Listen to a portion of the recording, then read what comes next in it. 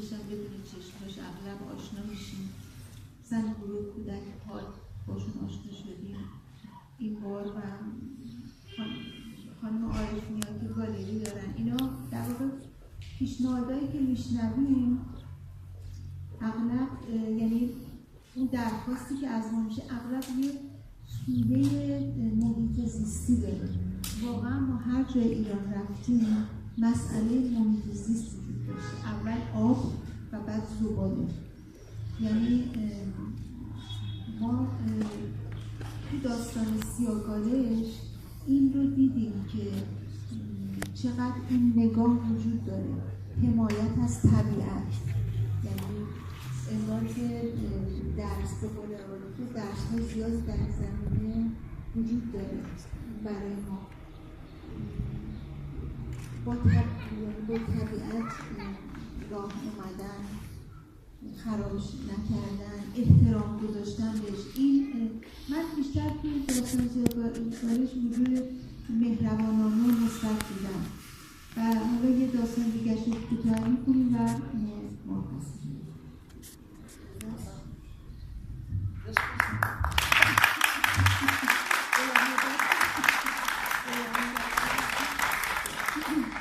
یک نفر شکارچی خواست برود شکار. میان جنگل گوزنی می‌بینند. آن را دنبال می‌کنند. به گله گوزن می‌رسند. تیر خالی می‌کنند. تیر می‌خورد به پستان مانده گوزنی که تازه زاییده بود. اما گوزن فرار می‌کند. شکارچی از اینکه تا آن زمان صیدی نکرده است ناراحت می‌شود. گوشه‌ای می‌گیرد و می‌خوابد. وقتی از خواب بیدار می‌شود می‌بیند شب افتاده است. سر راهش توی جنگل کلبه می‌بیند. مردی جلوی در کلبه ایستاده. از او می‌پرسد آیا می‌توانم امشب پیش شما بمانم؟ آن مرد می‌گوید اختیار دارید. این چه حرفی است؟ و او را به داخل می‌برد. شب می‌شود و وقت شام می‌رسد. میزبان برای شکارچی شیر می‌آورد. شکارچی می‌بیند توی شیر خون است. می‌پرسد چرا میان شیر شما خون است؟ مرد می‌گوید بی‌انصاف، تو امروز گوزن ماده‌ای را که تازه زاییده بود با تیر زدی و تیر تو وسط سینه او نشست. این خون از پستان اوست که توی شیر چکیده است. شکارچی جا می‌خورد و می‌گوید گوزن را که نمی‌شود دوشید. تو چجوری او را گرفتی؟ نکند دام گذاشتی گرفتی؟ مرد میزبان میگوید نه، بیا از پنجره بیرون را نگاه کن. شکارچی بیرون را نگاه میکند. میبیند توی حیاط پر از گوزن است. از مرد میپرسد این همه گوزن را از کجا آوردی؟ مرد میگوید من نگهبان این گوزن‌ها هستم. تو باید بدانی الان فصل شکار اینها نیست. صبر کن تا وقتش برسد، آن وقت خودشان در تیر رسه تو قرار میگیرند. صبح که میشود شکارچی خداحافظی میکند و میرود خانه‌اش و دیگر دنبال شکار گوزن نمیرود. آن مرد همان سیاه‌کالج بود که حافظ و نگهبان گوزن هاست.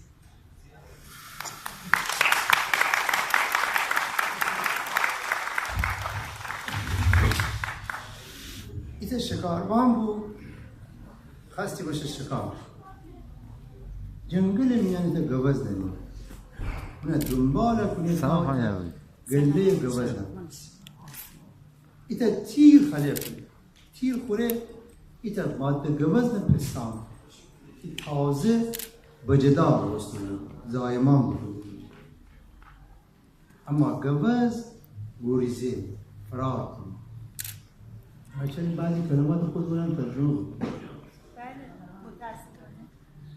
شکاربان که تا اون موقع، تا اون زمان سیدی نکوده بود ناراحت بود.